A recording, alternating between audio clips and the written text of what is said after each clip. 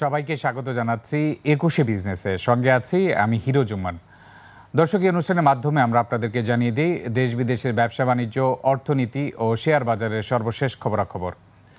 দর্শক, শুরুতে জানিয়ে দিচ্ছি শেয়ার বাজারের এই মুহূর্তের সর্বশেষ খবরাখবর। গত সপ্তাহে শেষ কার্যদিবসের সূত্র ধরে আজও ব্যাপক নেতিবাচক প্রবণতা লক্ষ্য করা যাচ্ছে ঢাকা শেয়ার বাজারে। ইরান ইসরায়েল যুদ্ধের সংঘাতে নতুন মোড় নেয়ার পর ঢাকা শেয়ার বাজারের দিনের শুরু থেকে ব্যাপক পতন হচ্ছে এবং ডিএসই এক্স ইন্ডেক্সের অবস্থান ৬ বছরের মধ্যে সর্বনিম্ন অবস্থানে রয়েছে। আমরা জানি গত সপ্তাহে সূচক ৪,৭৫৪ পয়েন্টে শেষ হয়েছিল। আজ দিনের শুরু থেকে একটানা নিম্নমুখী প্রবণতায় এখন পর্যন্ত সূচক প্রায় ৬৪ পয়েন্ট কমে দাঁড়িয়েছে ৪,৬৯০ পয়েন্টে। সেই হিসেবে আমরা বলতে পারি সূচক ৬ বছরের মধ্যে সর্বনিম্ন অবস্থানে রয়েছে।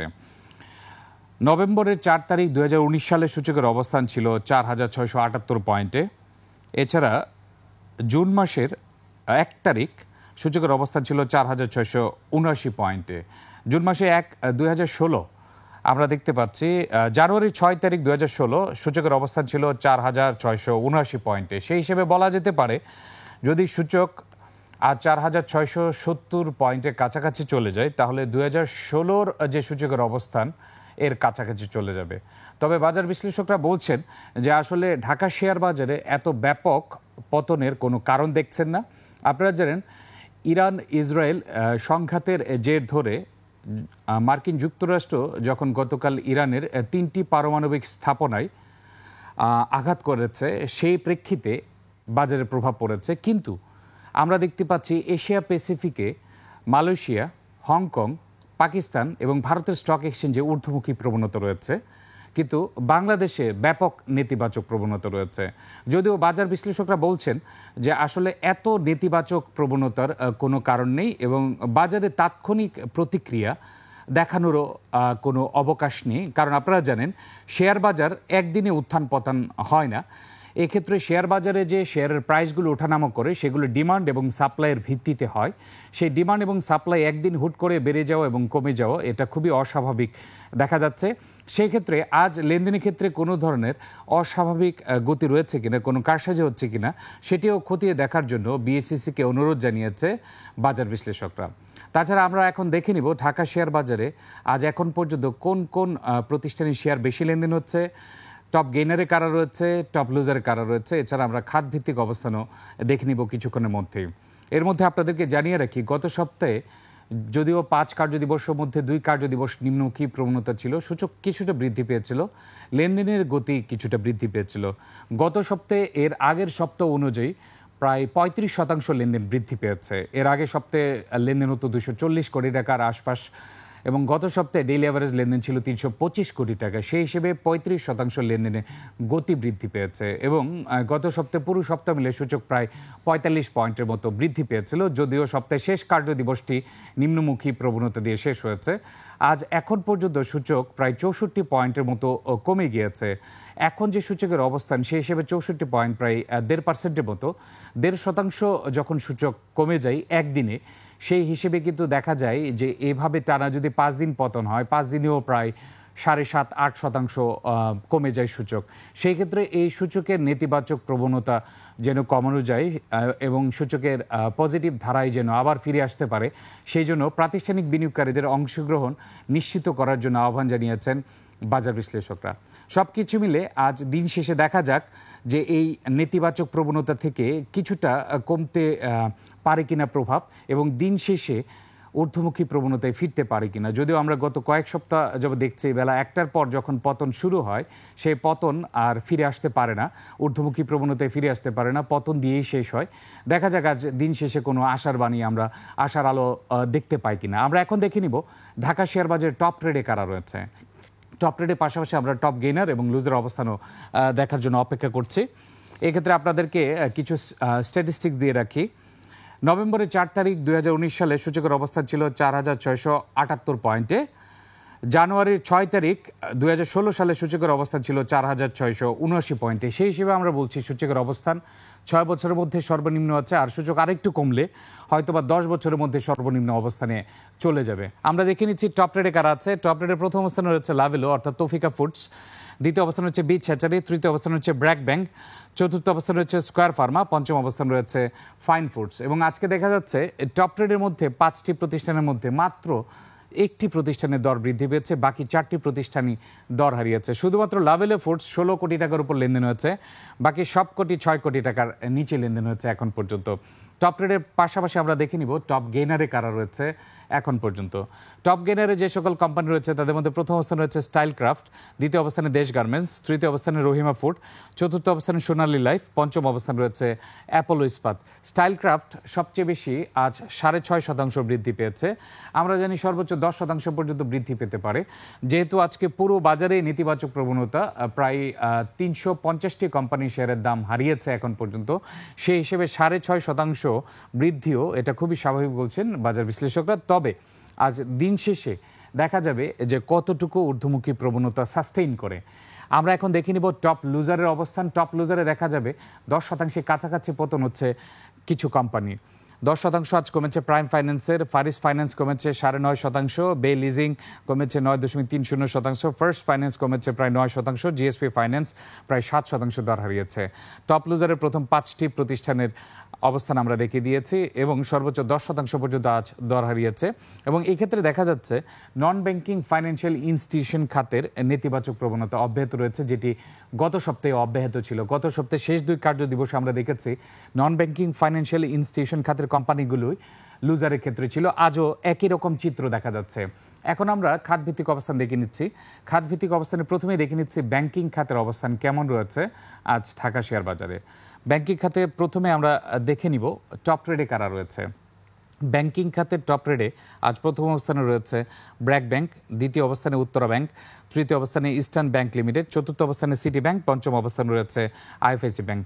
এবং আমরা দেখতে পাচ্ছি ব্যাংকিং খাতের টপ রেটের 4টি প্রতিষ্ঠান দর হারিয়েছে, একটি অপরিবর্তিত আছে, অর্থাৎ একটি প্রতিষ্ঠানের দর বৃদ্ধি পায়নি টপ রেটের প্রথম 5টি প্রতিষ্ঠানের মধ্যে। এবং লেনদেনের পরিমাণ আমরা দেখতে পাচ্ছি 5 কোটি টাকার নিচে লেনদেন হচ্ছে টপ রেটে থাকা ব্যাংকগুলো, অর্থাৎ ব্যাংকিং খাতে 5 কোটি টাকার উপরে লেনদেন হয়নি। ব্যাংকিং খাতে টপ গেইনারে যারা রয়েছে, যেহেতু পুরো বাজারে বেশিরভাগ কোম্পানি দর হারিয়েছে, সেই ক্ষেত্রে দর বৃদ্ধি পাওয়া কোম্পানির সংখ্যা খুবই কম। ব্যাংকিং খাতে 36টি কোম্পানির মধ্যে মাত্র 2টি ব্যাংক দর বৃদ্ধি পেয়েছে, যে কারণে আমরা টপ গেইনারের 2টি প্রতিষ্ঠানকে দেখতে পাচ্ছি। এই 2টি প্রতিষ্ঠান হচ্ছে standard bank, NCC bank.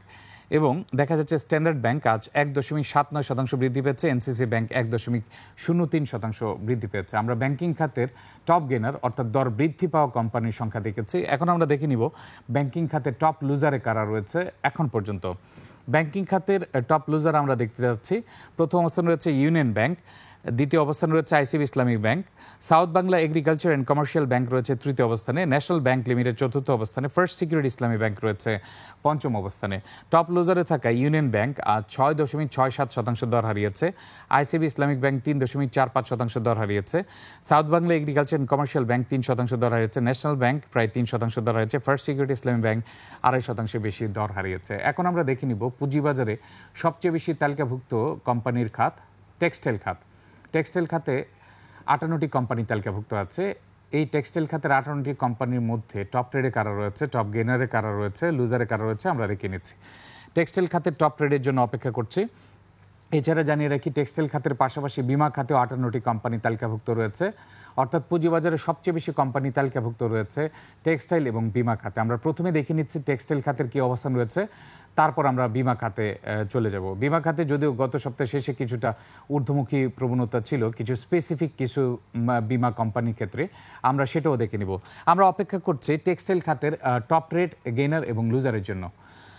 Textile খাতের টপ রেটের জন্য অপেক্ষা করছি। এটা দেখা যাচ্ছে ডিএসসি টপ রেট, সেটা আমরা দেখেছি একটু আগে। টেক্সটাইল খাতের টপ লুজার চলে এসছে।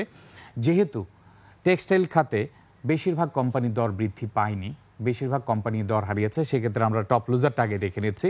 রিজেন্ট টেক্সটাইল রয়েছে প্রথম অবস্থানে, অলটেক্স দ্বিতীয় অবস্থানে, রহিম টেক্স তৃতীয় অবস্থানে, চতুর্থ অবস্থানে জাহিন স্পিনিং মিলস, পঞ্চম অবস্থানে রয়েছে ডেল্টা স্পিনার্স। আমরা দেখে নিলাম টেক্সটাইল খাতের টপ লুজার। এখন আমরা অপেক্ষা করব টেক্সটাইল খাতের টপ ট্রেডের জন্য। টেক্সটাইল খাতের টপ ট্রেডে যে সকল প্রতিষ্ঠান রয়েছে একটু ব্যতিক্রম চিত্র দেখা যাচ্ছে।